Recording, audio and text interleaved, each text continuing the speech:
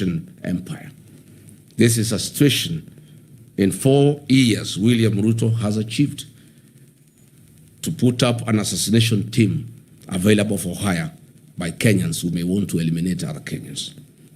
Rachel Wandeto was doused with petrol on the allegation of having a tattoo on her breast. CS Kipchumba Murkomen IG Douglas Kaja visited her in hospital. William Ruto vowed that the killers would be arrested. They said her death was motivated by certain political leaders. The scheme was planned and orchestrated by CS Murkomen and a nominated senator. Despite William Ruto having instructed that the killers be arrested, 3 months down the line, nobody has been arrested. Nobody will be arrested because she was killed by the police.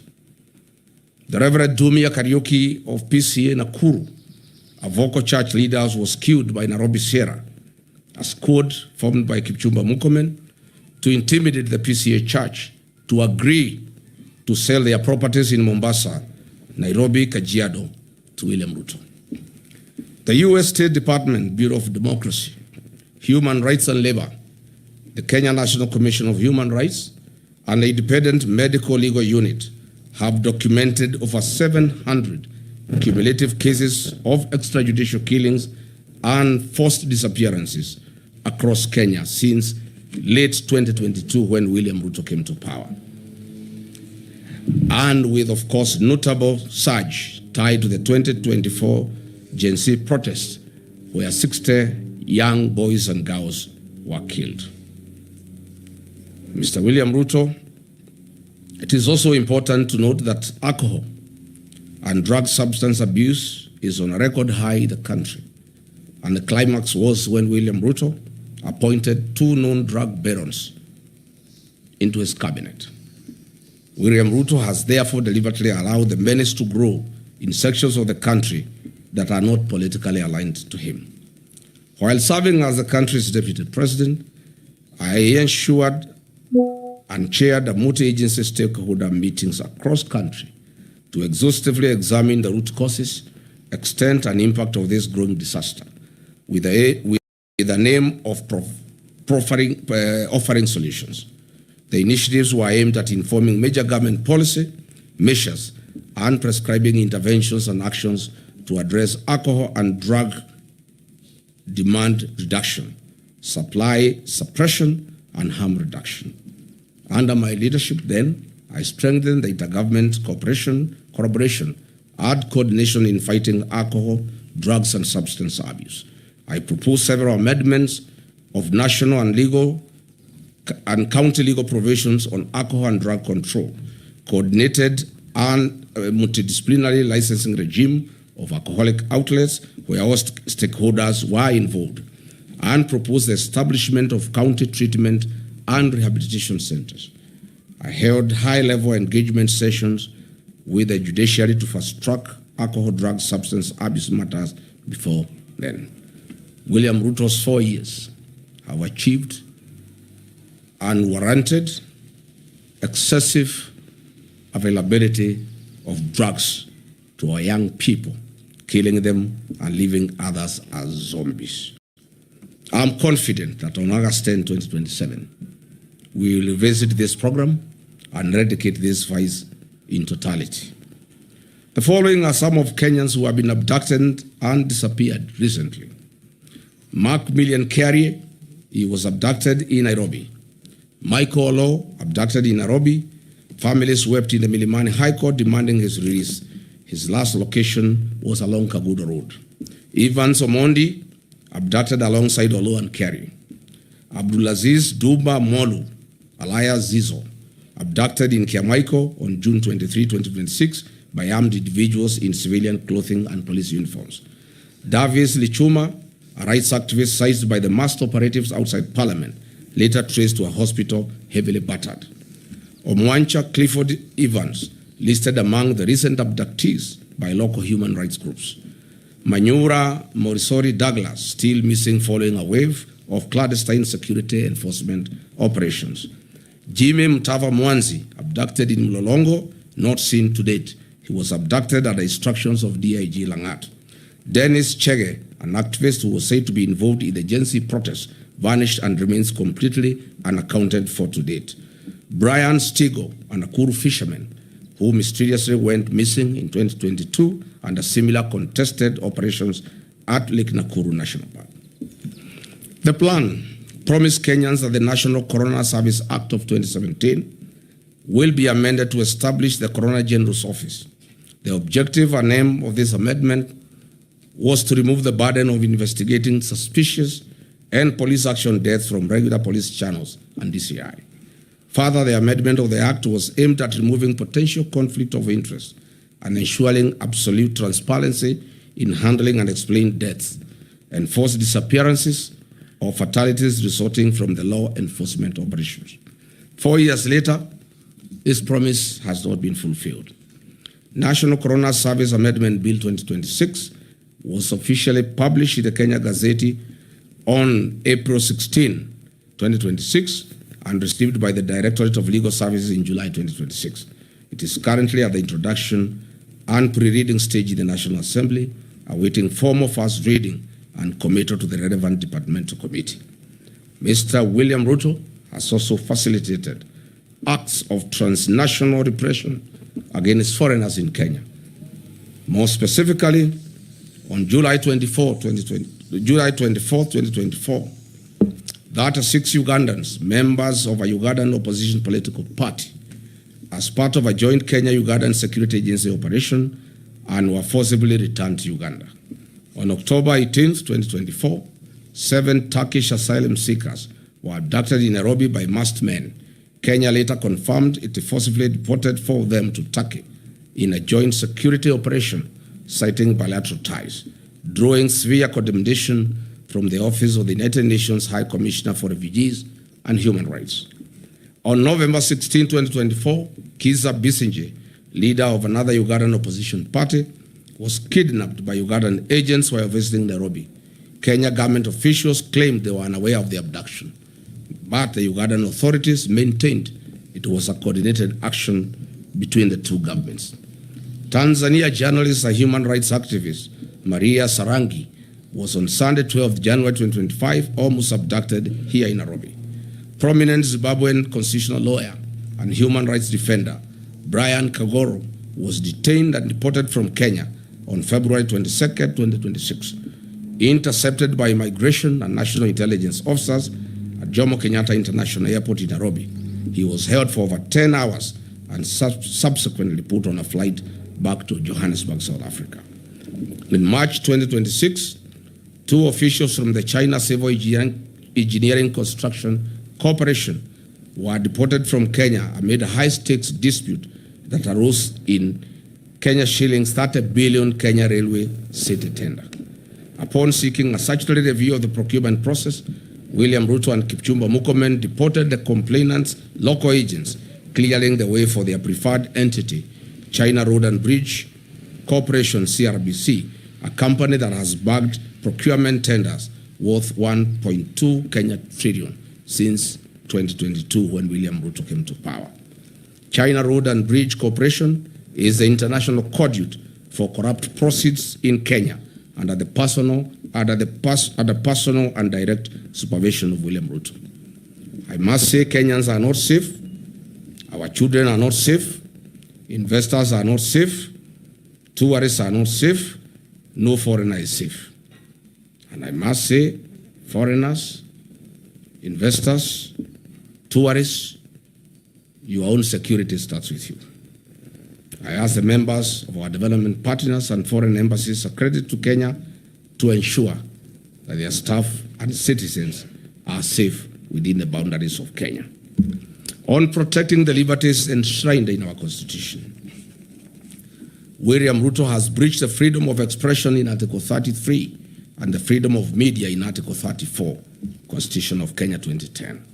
On 26 June 2026, 4 police officers from the dreaded Killer Squad, armed with AK-47 assault rifles, attempted to abduct the Standard Group Nakuru-based associate editor, Mr. Alex Kiprotich. This attack is a defiance to truth and total on the freedom of media, as stipulated in Article 34 and 35 of our Constitution. In the last 4 years, several media houses, including the Nation Media Group, the Standard Media Group, MediaMax Network, and several journalists were subjected to online campaign and disinformation campaign by the government of William Ruto. Reports show that 24 cases of violence towards journalists were recorded during the 2024 Gen Z protests. The Kenya Kwanza Covenant pledged to root out corruption, guarantee financial autonomy for key oversight bodies, and enforce Chapter 6 of the Constitution of Kenya on leadership and integrity. Mr. William Ruto has broken this covenant to the people of Kenya and instead orchestrated outright plundering of the country's resources for his personal benefit and enrichment. On 31st December 2024, Mr. William Ruto was ranked as the second most corrupt president in the world by the Organized Crime and Reporting Project. Transparency International Corruption Perceptions Index ranked Kenya number 130 out of 108 countries globally, with a score of 30 out of 100, reflecting persistent stagnation and public mistrust. Mr. William Ruto's administration has entrenched corruption as a way of life, and it remains systematic, pervasive, and deeply rooted in public service delivery and high-level governance. Mr. William Ruto's Western Hotel has been the leading recipient of government hospitality and catering tenders, securing 37 public contracts valued at hundreds of millions for the period ending June 2026. Contracts have come from state corporations, state departments, and county assemblies. It is clear that William Ruto is in competition with local entrepreneurs, where he flexes his executive powers and gives priority registration that enriches himself and his cronies at the expense of other hardworking Kenyans. I want to bring to the attention of the people of Kenya some of the biggest scandals that we have witnessed in the last 4 years. In the current financial year, State House budget has grown from Kenya shillings 8 billion to 18 billion Kenya shillings, an increment of over 10 billion Kenya shillings. These are the funds that are used to bribe the people of Kenya.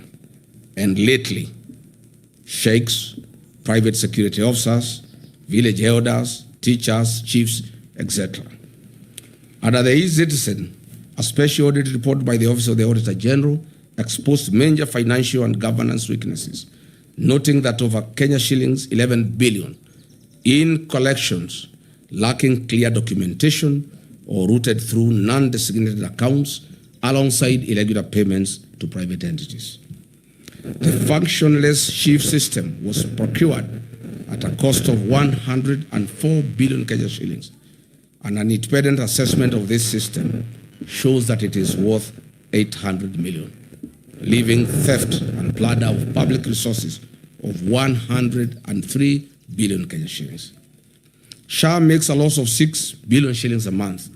Hospitals and faith-based organizations and counties are owed 105 billion to date. As I've said before, SHA is insolvent and everybody knows it.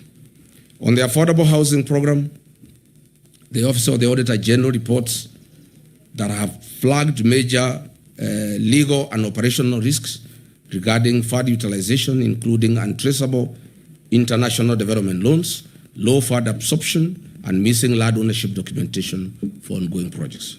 Further, the levies deducted from Kenyan payslips are invested in a third-party financial service firm licensed by the Capital Markets Authority. How are their fees determined? How much has been paid out to date? What is his association with William Ruto? On the restoration of Nairobi rivers, Mr. William told Kenyans that on December 25, the Nairobi River will have fish. Can members of the press visit this river tomorrow and bring us one piece of fish? This government committed itself to protecting public assets, strengthening governance, eliminating corruption, and ensuring that public resources would be managed solely in the interests of the people of Kenya. It promised a government founded on transparency, accountability, and prudent stewardship of national resources. On the divestiture of the Kenya pipeline, has Kenya surrendered its ownership and control to a neighboring country? What was the rationale of forcing Kenyan state corporations to invest public funds in a public entity? Who is the mysterious lead transaction advisor, stroke investment banker that was the face of the IPO? How did he acquire his Kenyan citizenship, and whose interest does he represent? Mr. William Ruto and Senator Aaron Cheriot must come clear on their relationship with this mysterious dual citizen investment banker.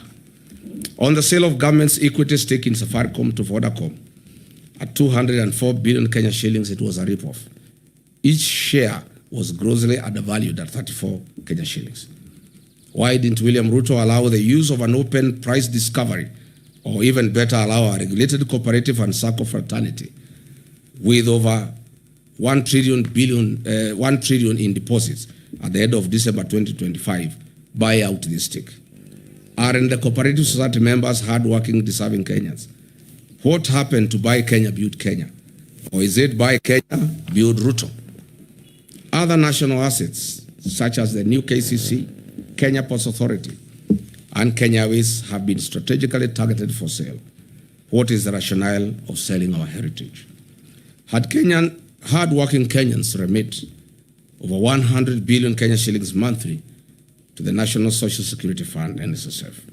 These funds now have been targeted for budgeted corruption and ring-fenced to fund infrastructural development projects, such as the Mau Summit Road, Twin Towers Commercial Building, and the Bomas of Kenya International Conference Center. Is this really prudent? Are our pensioner funds safe? What is the role of the mysterious dual citizen investment banker in structuring the fund management contracts issued by NSSF? The Communication Authority of Kenya, Universal Service Fund, has recently approved the transfer of 45 billion Kenya shillings to the National Intelligence Service, allegedly for the procurement of an ICT system whose market value is only 2.5 billion. This approval was given by the then chairperson of the Communications Authority in the hope that her business loan would be repaid from the proceeds. As explained earlier, China Road and Bridge Company, CRBC from China, is the major conveyor of corruption in Kenya and is the recipient of projects worth 1.2 trillion, namely the Naivasha, Malaba SGR,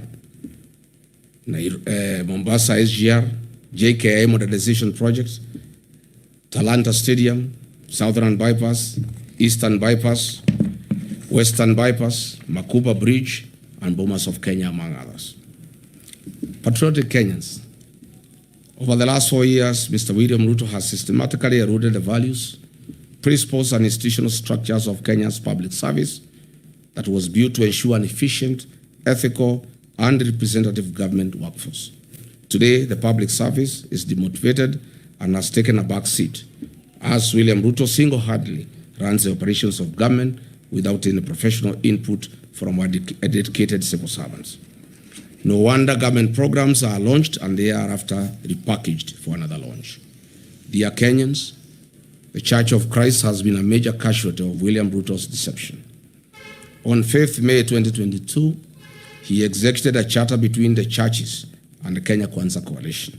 He committed that his administration would protect the freedom of worship in Kenya and respect the church as a societal partner in national development.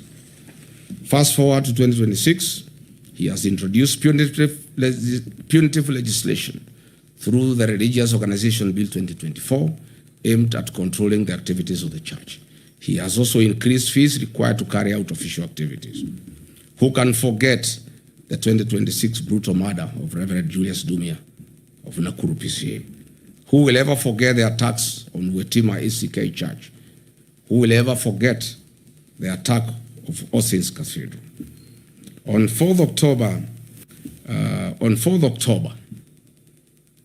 2020, William Ruto, then Deputy President, was expected at AIPCA Church in Keno. Police officers tear-gassed the church. At the time, William Ruto said, "The Jubilee administration is a product of kneeling and prayer before many altars in Kenya. It cannot be the same administration is now going to tear-gas the church and disgrace our altars in Kenya." William Ruto then said. Today, as president, the church is a serious attack. He has taken the attack to the church a notch higher, beyond tear gas, live fire, torching of vehicles, and a clear intention to kill at the altar. He has completely betrayed the Church of Christ. This cannot be forgotten. Mr. William Ruto has completely betrayed the Church of Christ. That prayed him into government. The economic burden on ordinary Kenyan worker has also increased. The Federation of Kenyan Employers has also reported that in 4 years, a number of local and international companies either closed operations or exited the Kenyan market. These include CMC Motors, Base Titanium, Nakumat, Twiga Industries, Dilaru, Jumia Foods, and Hilton Hotels. Today, households continue to experience severe financial squeeze due to cumulative tax charges, high utility costs, transport costs, and a stagnant job market that has limited formal opportunities. While in office as Deputy President of the Republic, I championed the restoration and the recognition of prior learning program as an avenue to increase opportunities and income for non-certified but skilled Kenyans that are the providers of goods and services that we consume as a nation. Further, I developed a framework of cooperation and engagement between Nairobi City County Government, Nairobi County Traders, KRA, Anti-Counterfeit Authority, and the Kenya Bureau of Standards.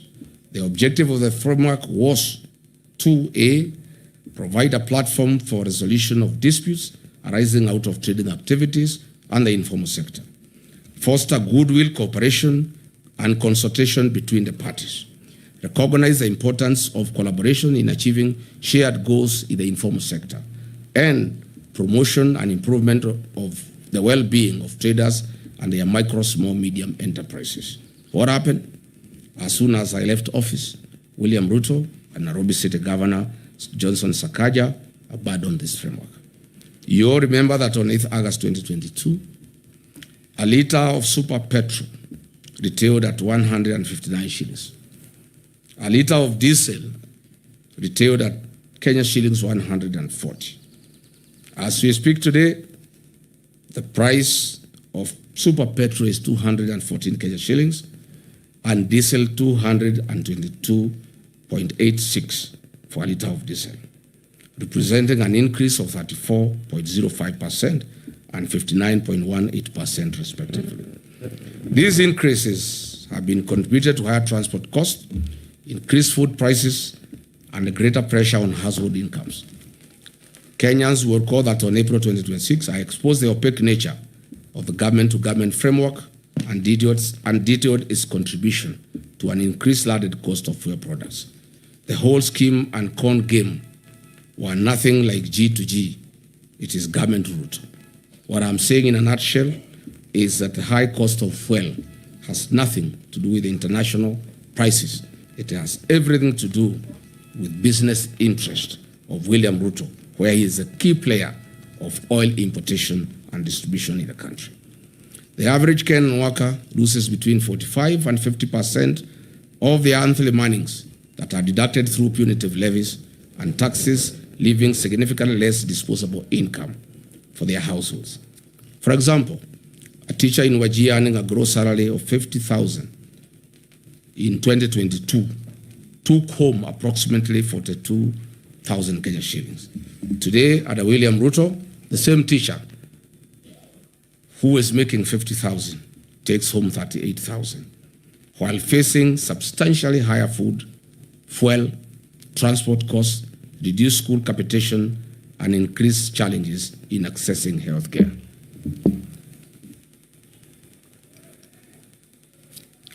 Coupled with the rising cost of petroleum products, the Kenya Kwanza covenant to put money into people's pocket is nothing but a pipe dream.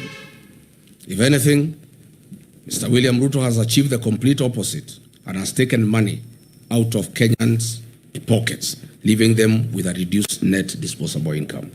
This covenant was central to the plan to improve the lives of Kenyans. As the party leader of DCP, I once again called on this government to cushion the payslip by suspending the affordable housing levy and reducing the payee tax bans. This, together with a review of petroleum price framework, taxes charged will give Kenyans an increased net income. A punitive and unpredictable taxation regime is one of the principal causes of the high cost of living. William Ruto should lead from the front and actualize his promise made in the wake of the 2024 Gen Z protest to reduce government recurrent expenditure. State House does not need 18 billion Kenya shillings for 12 months. These funds could be used to subsidize rising fuel and food costs for the benefit of Kenyans. Or better still, these funds can be used to ensure farmers in arid and semi-arid lands have access to clean water for domestic purposes, farming, and for their livestock. Patriotic Kenyans, Mr. William Ruto promised to build a disciplined, transparent, and accountable government founded on prudent public finance management, constitutionalism, and the rule of law. He pledged to reduce the cost of government, manage public debt responsibly, eliminate corruption, strengthen institutions, and uphold the Constitution while protecting the rights and freedoms of every Kenyan. 4 years down the line, the government introduced new tax measures, expanded statutory deductions, implemented changes to public finance management, and undertook toxic borrowing to finance government programs. It also introduced reforms affecting public institutions and the administration of government. Instead of easing the financial burden on citizens, the tax burden has increased significantly. Households have experienced reduced disposable income while facing higher prices for food, fuel, electricity, and other basic commodities. On the debt management, why is this regime in open violation of Article 211 of the Constitution of Kenya 2010 and Section 15(2)(c) of the Public Finance Management Act 2012 that strictly prohibits the financing of recurrent expenditure using debt? Looking back, we know that the Grand Coalition government borrowed an average of 200 billion shillings annually. The Jubilee government of Uhuru Kenyatta borrowed an average of 700 billion shillings annually. This regime of William Ruto borrows an average of 1.4 trillion annually with no corresponding development. Since August 2022, Kenya's debt growth has entered a dangerous pattern of continuous triple-digit or near triple-digit expansions. As we speak today, every citizen of Kenya and every child born as of this morning has a debt of Kenya shillings 221,000. This country has a debt of 13.02 trillion, up from Kenya shillings 8.6 trillion in August 2022 when William took over. Mr. William Ruto has borrowed in excess of 5 billion in excess of 5 trillion over the last 4 years. This regime on a borrowing spree borrows an average of 3.5 billion Kenya shillings daily and steals 3 billion shillings daily. Why borrow to steal? On average, this government steals from the people of Kenya 125 million shillings every hour. Calculated, this government is stealing every minute 2 million shillings from the people of Kenya. Dear Kenyans, the National Treasury has delayed disbursing the equitable share of revenue to counties. These cash flow delays have routinely stalled county operations, delayed staff salaries, and inflated pending bills to over 156 billion, despite legal mandates requiring timely monthly transfers. Misplaced priorities such as funding State House budget by 10 billion, building state lodges and airstrips has caused cash flow constraints. The strengthening, devolution, and improving the timely disbursement of funds was at the core of the Kenya Kwanza Covenant with the people of Kenya. Once again, this promise has been broken. Patriotic Kenyans, ladies and gentlemen, measured against the promise to lower the cost of living, improve access to affordable credit, and strengthen small businesses, the evidence presented suggests that many Kenyans have yet to experience the relief that was promised. Mr. William Ruto made an ambitious commitment to the people of Kenya. The promise was to place young people at the center of Kenya's economic transformation and restore hope to millions of young people seeking meaningful work. The population of Kenya is 75% youthful. The African Union has long urged African countries to harness this demographic dividend by investing in young people. It is therefore fitting that we assess one of the administration's flagship commitments, expanding credit opportunities to Kenyans' youth. The Kenya Kwanza administration promised to establish a 50 billion hustler fund to provide affordable credit to mama mboga, boda operators, mkokoteni operators, and other small-scale entrepreneurs. This commitment was to ease financial constraints, promote enterprise, and improve the livelihoods of ordinary Kenyans. Mr. William Ruto established the Hustler Fund, whose head and tail cannot be traced. As it were, the financing programs intended to support micro, small, and medium enterprises. The Hustler Fund is said to have disbursed 87 billion Kenya shillings to 28 million people. What a paradox. What a lie. I am wed to hear of anyone Kenyan saying that they have expanded their business courtesy of the Hustler Fund. Limiting the disbursement of funds to registered cooperatives would have probably made a greater economic impact and would have reduced the mobile loan default rate that is very high. I have raised fundamental questions on the effectiveness of the Hustler Fund in meeting its stated objectives. The truth of the matter is the high rate of loan defaults and low loan disbursements, in many instances 500 shillings, are insufficient to establish or grow a sustainable business venture anywhere in the country. This is simply a lost cause and was a fraud.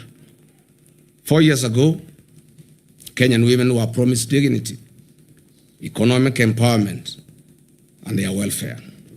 4 years later, the women continue to experience economic hardships occasioned by a high cost of living, increased medical and education costs, and an unsustainable credit framework under the Hustler Fund and Women Enterprise Fund.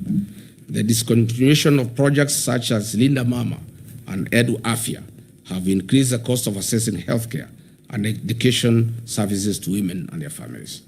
Mr. William Ruto has ignored Justice John Mativo's 2017 ruling and the former Chief Justice Maraga 2020 advisory to entitle a legislative framework and implement the 2/3 Jeta rule despite having a parliamentary majority.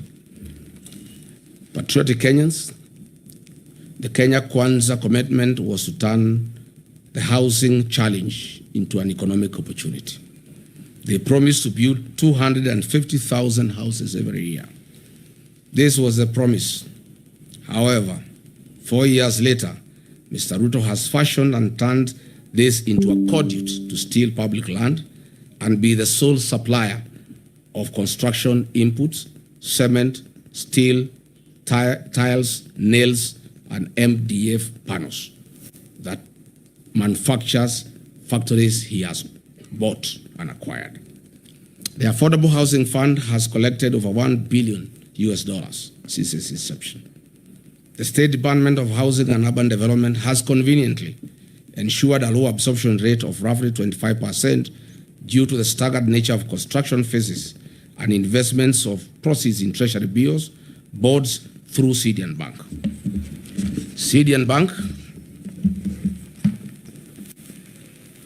CDN Bank is today classified as Tier 2 medium-sized bank. It has graduated from Tier 3 status after achieving a market share of over 1% driven by deposits mobilized from Government of Kenya State Corporations, Social Health Authority, Nairobi City County Government, and the Affordable Housing Fund levies. CDN Bank is worth 95 billion in asset value, Kenya shillings 74 billion in customer deposit, and a reported 1.7 billion net profit in the year ending 2025. Compare this sudden change in fortunes with the 2022 financial year results. This bank had 42 billion Kenya shillings in assets, 30 billion in customer deposit, and a reported loss in the financial year ending 2022. Since William Ruto bought it, you can see the transformation. This housing scheme is nothing but a personal business that guarantees the exclusive single source offtake of steel, MDF panels, nails, iron sheets, tiles, cement by factories owned by William Ruto and his allies. The levy proceeds are the reason why Cedian Bank deposits have increased tenfold for the 4 years. If it were a genuine program, why is it being forced down citizens' throat? There was no promise to raise the payslip of the Kenyan worker in the name of a punitive housing levy.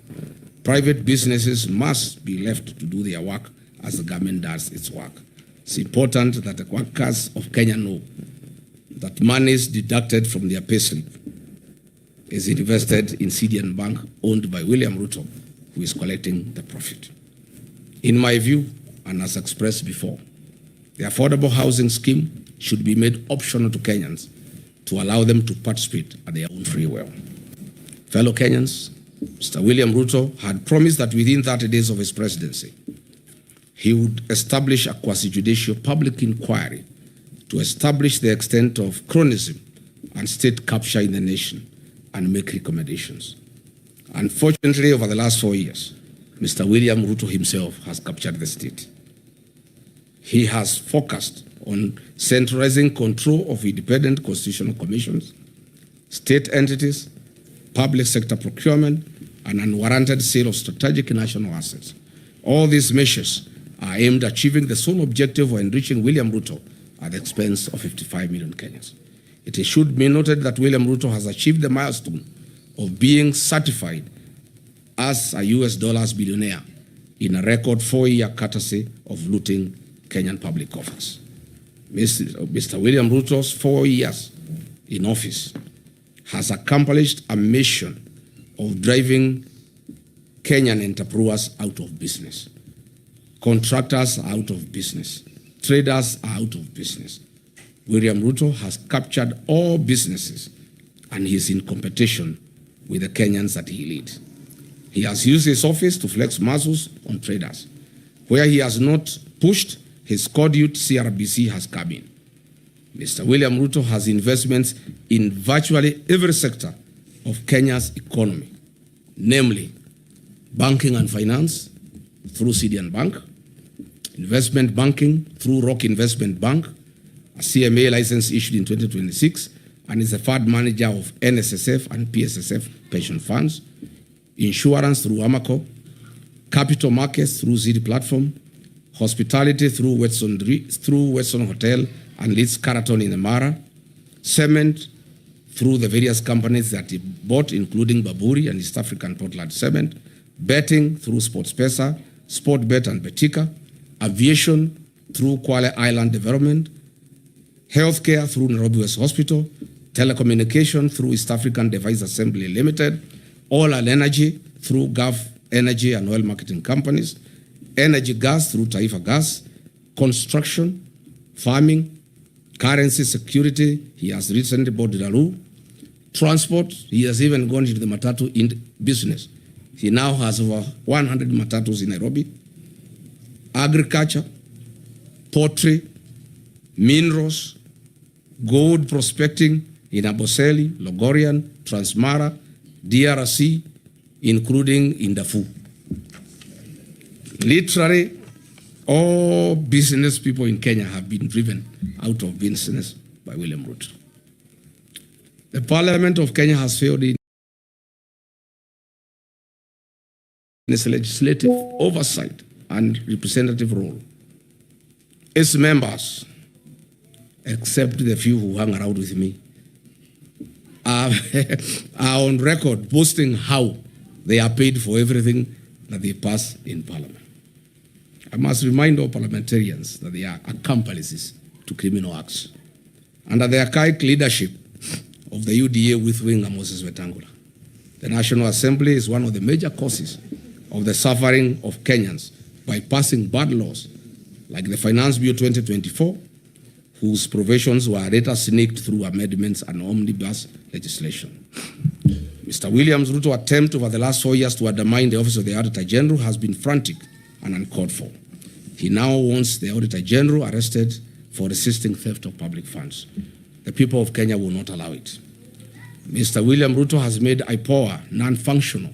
In the last 4 years, an attempt was made through a Gazette notice to put it under the Ministry of Interior so that they can cover all the crimes against Kenyans and the police. Fortunately, our court stopped this covert mission. Historically, IBC has been an institution under low public trust. It is in the public domain that IBC, as currently constituted, enjoys low public trust among Kenyans. The threat by the chairman Ethocon to suspend or allow by elections if there is violence is a clear indication that he is under manipulation by William Ruto. The Central Bank of Kenya is one of the most critical government institutions we have. However, through the National Assembly, the CBK Act was amended recently to allow the purchase of gold and other precious metals. This is gold bag season 2 loading. Kenyans should be alarmed that CBK has not received currency supplies from Germany for 4 months after it became apparent that the government wanted money diverted to Mombasa and the German suppliers were reluctant. We have also noted the recent changes in the ownership of Delaru, Kenya, and Kenyans are keenly watching the space to establish whether they want to print currency for bribing voters in the forthcoming general election. Allow me to give 2 practical examples of how William Ruto has captured institutions. I'll use IPOA and KWS as examples. At IPOA, we have over 1,000 cases of police excesses that have been reported over the last 4 years by the people of Kenya. Only about 10 cases have found their way to court. Mr. William Ruto has deliberately slowed down the activities of IPOA. Some few days ago, the Amboseli National Ecosystem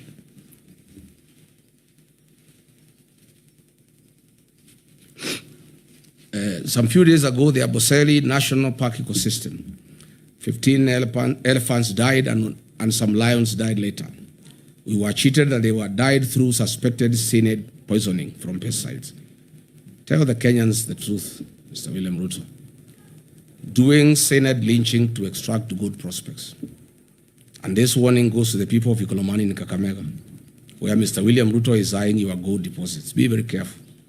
Again, the CS for Health issued Gazette notice number 11492 on 30th July 2026 on the mandatory inbound travel health insurance for tourists traveling to Kenya to have travel insurance in Kenya. We know the reason. This is because goons are after tourists in the country, and now they want to force an insurance policy down their throats.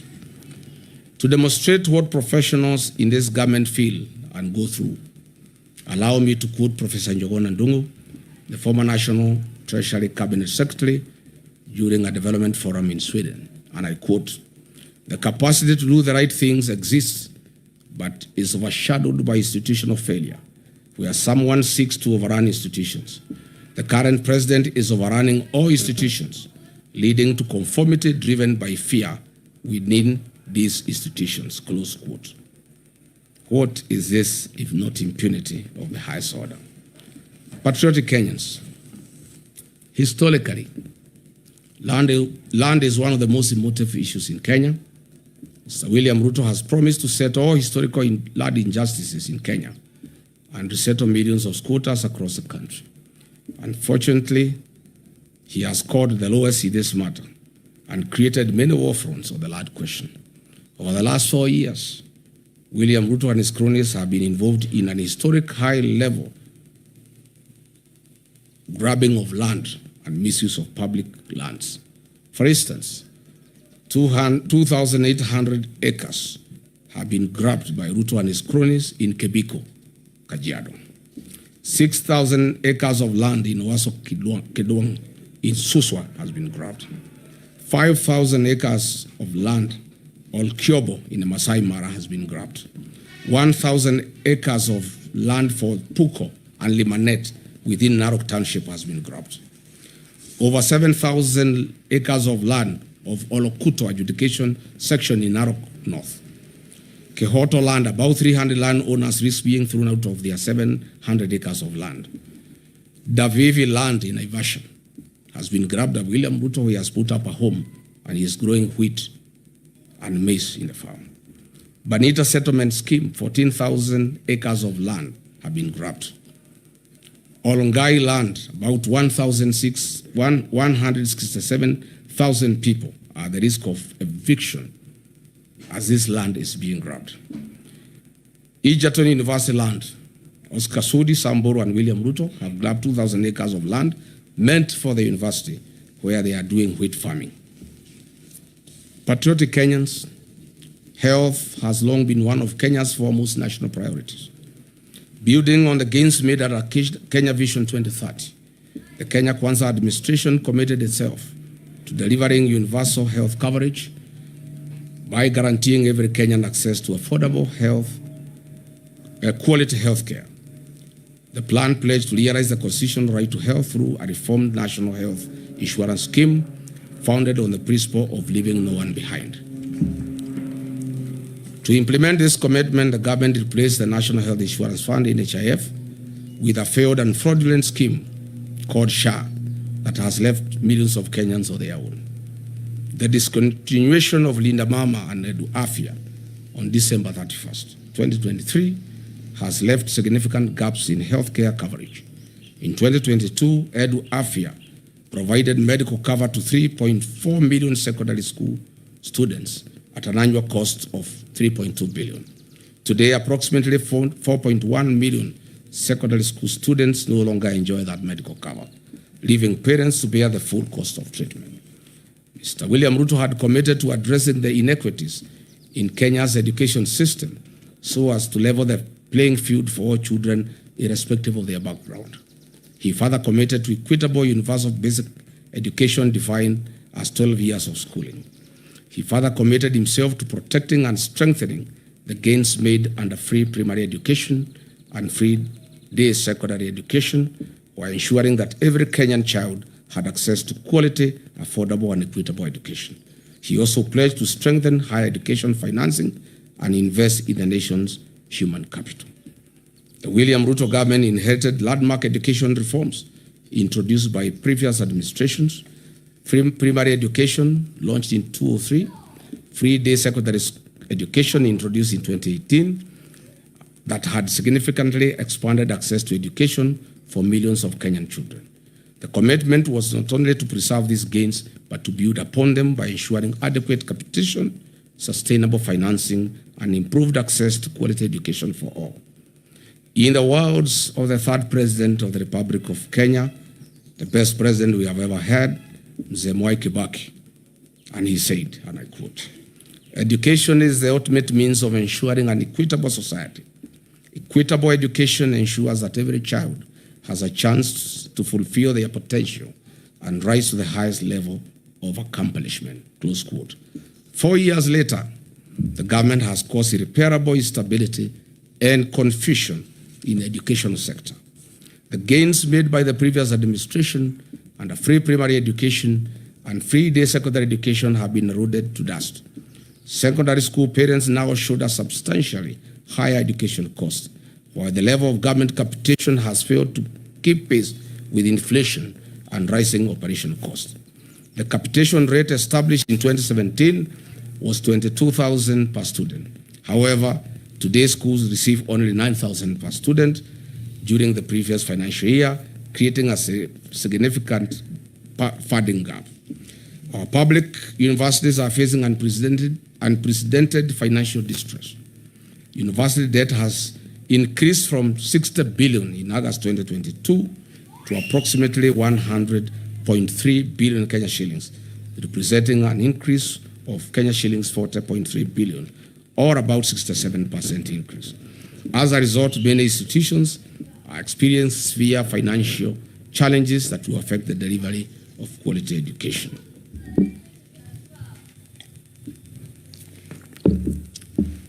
Further, we have had two university financing models in 2 years.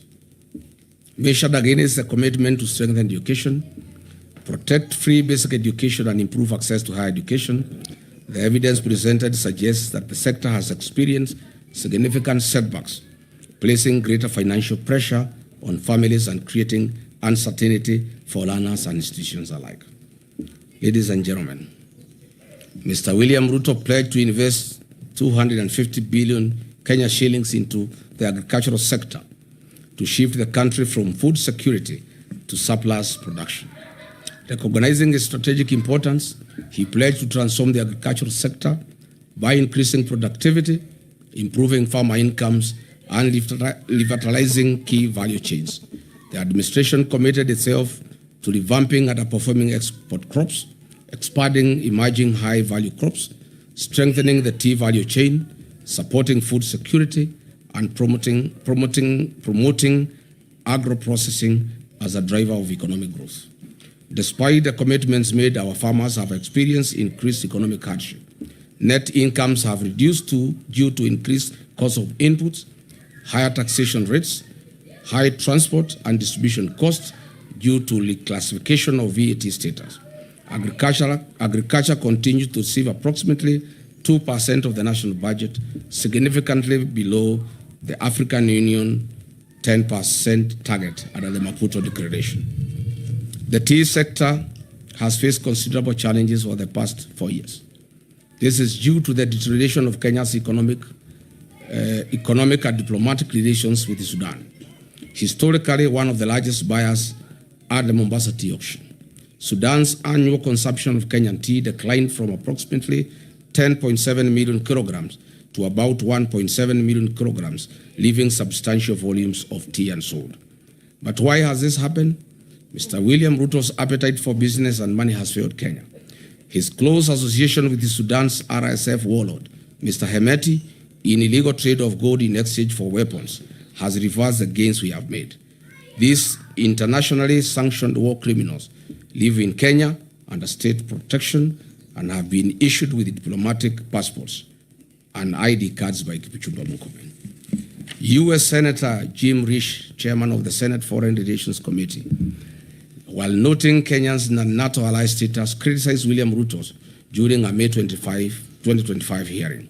Senator Risch questioned Kenya's loyalty following its facilitation and hosting of Sudan's paramilitary rapid support forces, RSF. Rice farmers in Ahero, West Kano, Bunyala, Bura, and Mwea have also faced significant challenges. Although rice was identified as a strategic import substitution crop, import volumes approaching 1 million metric tons annually have depressed local paddy prices, leaving many farmers with unsold stock. Just recently, on 6 July 2026, William Ruto authorized the gazettement of duty-free importation of 490,000 metric tons of grade 1 milled white rice before 30th November, June 26.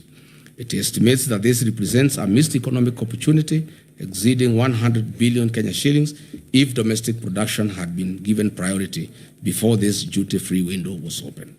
Even though state sugar mills have been leased to private sector players associated with William Ruto, their principal business model is to import sugar instead of purchasing locally grown sugar from farmers. This has left 320,000 small-scale sugarcane farmers now facing an uncertain future. The targeted turning of 2 million poor farmers from food deficit to surplus producers using input finance and agricultural extension support. To date, show me one farmer in Kenya who can come forward as a testimonial. Instead, this farmer has nothing.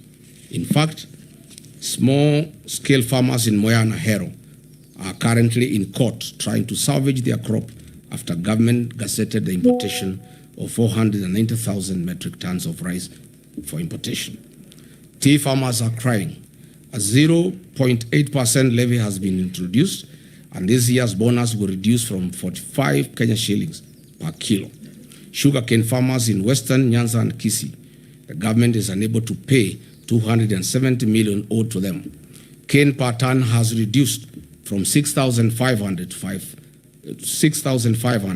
5,000.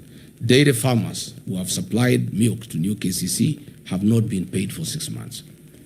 It is further alarming that the National Agricultural Value Chain Development Program allocation dropped by 54% to 54% from 10.2 billion Kenya shillings in 2025-2026 financial year to 4.7 billion Kenya shillings in 2026-2027 financial year. This is a direct assault on the agricultural value chain in Kenya.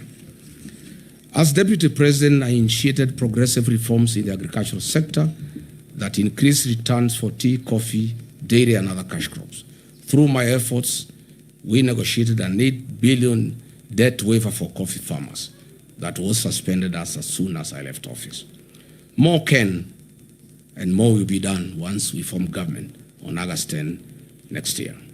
Patriotic Kenyans, William Ruto pledged affordable credit and working capital through an accommodative financial ecosystem, removing structural exploitation and removing barriers to unsecured agricultural credit. To date, the Agricultural Finance Corporation is underfunded. It has a demand of 15 billion Kenya shillings per year from farmers, but the promise to fund it by 10 billion Kenya shillings per year was a hoax. Instead, those who borrowed are being auctioned. Dear Kenyans, William Ruto pledged to revive collapsed cooperative factories and processing plants such as sugar and dairy sectors and guaranteed minimum returns for farm products. Show me any revived sugar factory. Instead, they have been sold, and they have been bought by Ruto and cronies. Where is the cashew nut factory you promised in the coast? Where is the value addition centers you promised in 47 counties? Where are the county industrial and aggregation parks you promised? Where is the state-of-the-art slaughterhouse you promised at Bachuma for animals in northern Kenya? Where is the nitrogen fertilizer factory you launched in Naivasha? Where is the marble factory you launched in Vihiga? On value chain investments, he designated a specific capital infusion, including 250 billion for tea value chain and expanded investments in dairy farming and coffee cherry funds. Where are these funds? Nowhere. On blue economy and fisheries, funding for fisheries and the blue economy decreased by 30% from Kenya shillings 11.15 billion to Kenya shillings 7.83 billion. Livestock sector allocations of livestock fell by 14% from Kenya shillings 13.6 billion to 11.6 billion. On eradication of hunger and improved food security, the country was promised prosperity by Ruto. Unfortunately, the number of undernourished people in Kenya increased from 10.1 million in 2004-2006 to 19.7 million in 2023-2025. It is more troubling when you look at the costs of a typical household food basket. A food basket is estimated to have risen from Kenya shillings 15,000 in 2022 to over 19,000 shillings today, an increase of more than 26%. Essential commodities such as electricity, chicken, beef, sugar, kerosene, bread, and milk have all become significantly more expensive here in Kenya over the last 4 years. Patriotic Kenyans, 4 years ago, this government promised the people of Kenya dams and water. 50 mega dams across the country were promised. 200 medium-sized dams across the country were promised. 1,000 small dams were to be constructed across the country. These dams included High Grad Force Dam along the Tana and Mutonga rivers to serve Kitui, Tharaka Nithi, and Embu counties. Soin Koru Dam in Kisumu, Rumuruti Dam in Laikipia, Mohoya Dam in Nyeri/Kirinyaga, revival of Arol and Kimorel Dams, Thakwe Dam, Sioi Muruni Dam in West Pokot, Badasa Dam in Marsabit, Darugo in Kiambu, Rale in Kilifi, Galana in Tana River, Kokwanyo Dam in Homa Bay, Lowati in Turkana, Makamini in Kwale, among others. Unfortunately, all we see, no dam. All we see is our president visiting other countries like Ethiopia to witness the launching of their dams. Where are these dams, Mr. William Ruto, in 4 years? On matters of environment, this administration had committed to grow 15 billion trees by the year 2032. What we are witnessing is the lifting of the logging ban and the systematic logging in national forests under the cover of the Kenya Forest Service. Numerous court cases have been filed by international conservation groups Greenbelt and the Law Society of Kenya against the government's attempt to develop, build infrastructure in protected natural habitats. Talanta Stadium and Bomas Conference Center Link Road that will see over 100 acres of forest destroyed. Upper Imenti Forest in Meru is being cleared for the construction of a state lodge, a golf course, and an airstrip, which will access and clear 200 acres of forest. Where was this promise? Even the trees at the gate of State House have been cut. Is this still part of the growing 15 billion trees? Patriotic Kenyans, in foreign affairs, we had the worst since independence. Kenya's nose is poked everywhere, including the war in Ukraine and Russia, where our young men are lied to that they are jobs, well paying for that matter, but they find themselves in the war front. Reports indicate that we have lost 19 Kenyans, including Clinton Nyapara, Dennis Bagaka, Erastus Mundia, Simeon Wahome, Eric Mwangi, Ronald Kibet, Shadrach Wafula, Othiabo Martin, Ibrahim Yahaya, among others. Several other Kenyans in their hundreds remain unaccounted for, and hundreds of others are still active in the war zone. Their parents are keen at home, still crying to see their loved ones back home. A person who was in Kenya in 2022 would wonder whether the Kenya Kwanza commitment to a creative and robust foreign policy whose pillars will be economic and commercial diplomacy changed into converting our young Kenyans into war fugitives in far countries. As if that is not enough, the footprints of Kenya adversary in DRC Congo war zone and M23, Sudan's Darfur, Southern Sudan, among others. He had promised to enhance and promote further local investment by Kenyans living in the diaspora. In Mandera County, Jubaland forces have taken over more than half of the town, and William Ruto signed a secret deal with the Al-Shabaab in 2024 that has remained silent. Notably, in July 2026, there were a record 9 terror attacks in Mandera County that resulted in the killing of 5 Special Operation Group SOG officers, and 1 National Police Reservist was killed. The foreign policy has been transformed into a tool to achieve personal gains at the interest of the people of Kenya. Fellow Kenyans, now let us move in and ask Mr. William Ruto the hard questions he deserves. But before that, let me give credit where it is due. There is one promise Mr. William Ruto made to the people of Kenya, and he has delivered 100%. Congratulations, Mr. President. Mr. Ruto, you promised to permanently retire the late Prime Minister, Right Honorable Raila Odinga, in Bondo and finish ODM. You have succeeded in both. Odinga is permanently retired in Bondo and ODM is no more. There are many prominent deaths that have occurred in Kenya and they have not been resolved. Kenyans want to know what happened to Raila Odinga. Why were the medical doctors of the late Prime Minister denied access to him at the last hours? Why did he have doctors from Nairobi West Hospital, a hospital closely associated with William Ruto, than his own doctors? Why were the instructions of Raila's doctor ignored that Raila should in trouble? Raila Odinga was a respecter of Luo traditions and custom. How could a person known respecter of Luo traditions and customs indicate that he should be buried in 72 hours against all known Luo traditions and customs? Was William Ruto anywhere an executor of Raila Odinga's will? Why was there no postmortem done on the body of Raila Odinga? Why was he forced to go to India through a private jet? Why did the president force Raila Odinga to go to India? Why was his party ODM taken over before his body arrived in the country, despite the known African customs that you don't inherit a man or a woman for that matter before they are buried? Who are these doctors who accompanied Raila Odinga against the wishes of his personal doctor, Professor David Oluoch-Oluonya? These are hard questions that Kenyans want to know. On the death of Honorable John Ngeno, the late MP, for the first time, Kenyans must know what happened. I have intelligence information as follows. On the fateful day after Ngeno was dropped at Edebes, the helicopter went to fuel in Eldoret. The pilot didn't know the fuel he was about to put in had been transported to the scene from Lodwar. High alert Kenya revenue officials noticed an unusual car that had carried the jet fuel. It was arrested and the driver questioned. The driver refuted to them that he transported the fuel from Lodwar.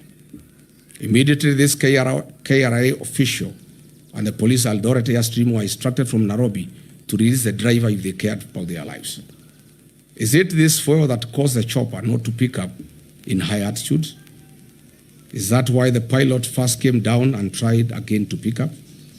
These are fundamental questions. What did Kipchumba Murkomen know about the people who caught this KRA officer and the police at Eldoret Airstream officials? Can KEA produce the CCTV footage at the facility on this fateful date? We are still waiting for a report on what killed Johanna Ngeno. We must not forget about our gallant General Francis Ogola, the decorated top gun who had a stellar 40-year career in the military and perished in 2024 in an air crash. Unfortunately, to date, Mr. William Ruto, the Commander-in-Chief, has failed to release the aircraft accident investigation report to the country. Kenyans are demanding for answers. General Ogola was not an ordinary citizen. He died in active duty and service to the nation. Mr. William Ruto, what do you know about General Francis Ogola's death? Are you willing to tell the country why you allowed General Francis Ogola to fly in a Bell Hue helicopter with a questionable mechanical status? The DPP must use its powers and establish an inquest on these unresolved murders over the last 4 years. The people of Kenya have told me to demand on their behalf a public inquest on the death of Raila Odinga and all the high-profile questionable deaths in Kenya that have occurred in the last 4 years of William Ruto's presidency. I therefore call for a public inquest and proper scrutiny of the same. Today, after examining major commitment against this evidence, after examining every major commitment against this evidence, the verdict is unmistakable. The plan has failed. It is hollow and deceptive. In conclusion, when the plan failed,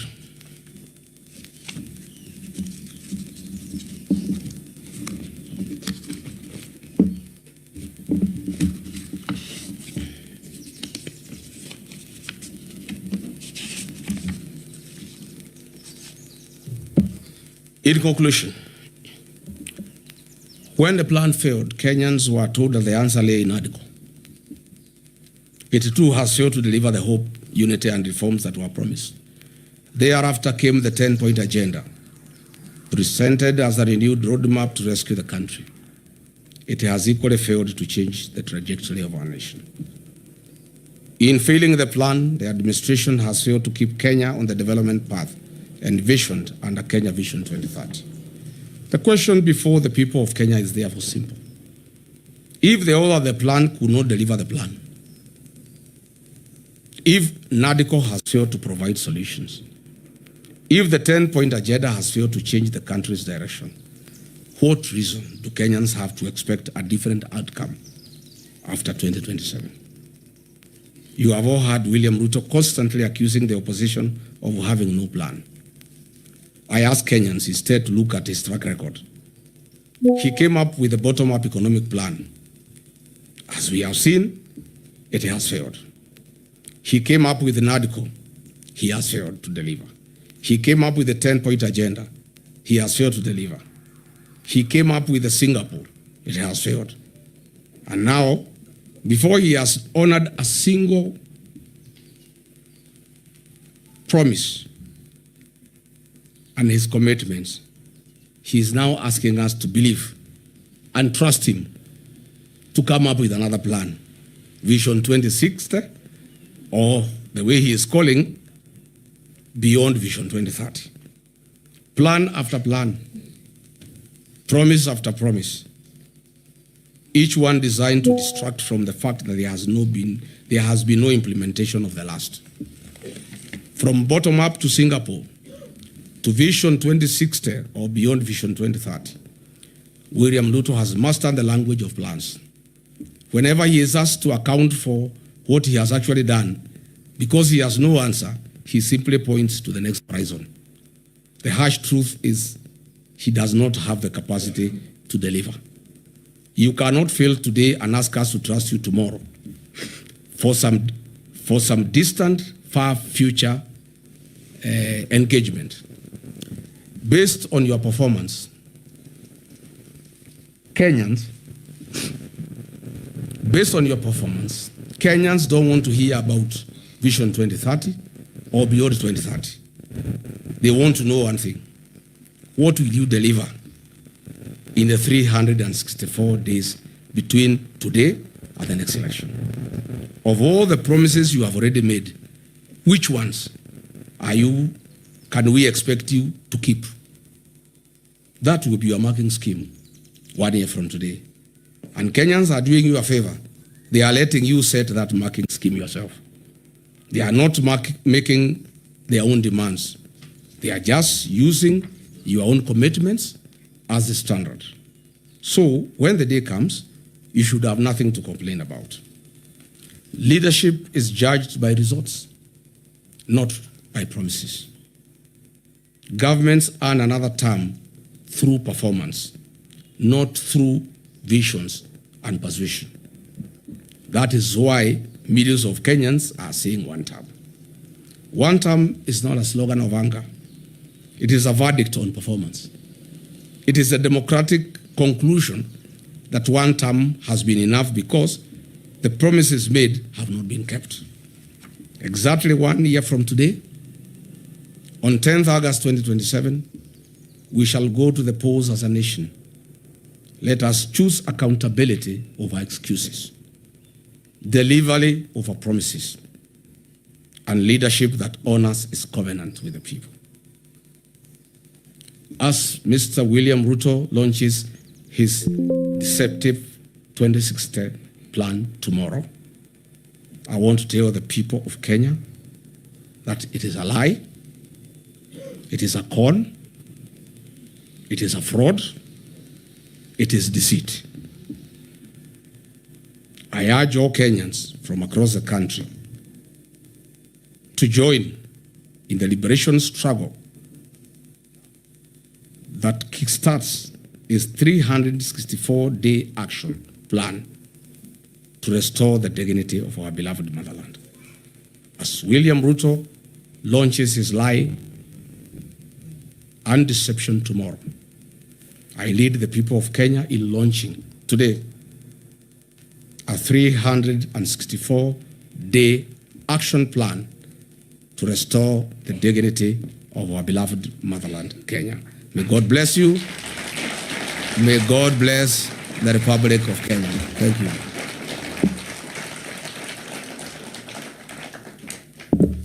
Asanteni sana. Thank you.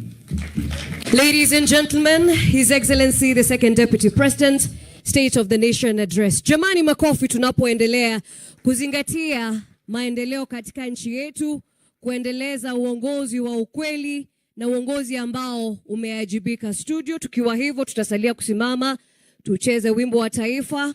Basi baada ya hapo tutaweza kuondoka studio.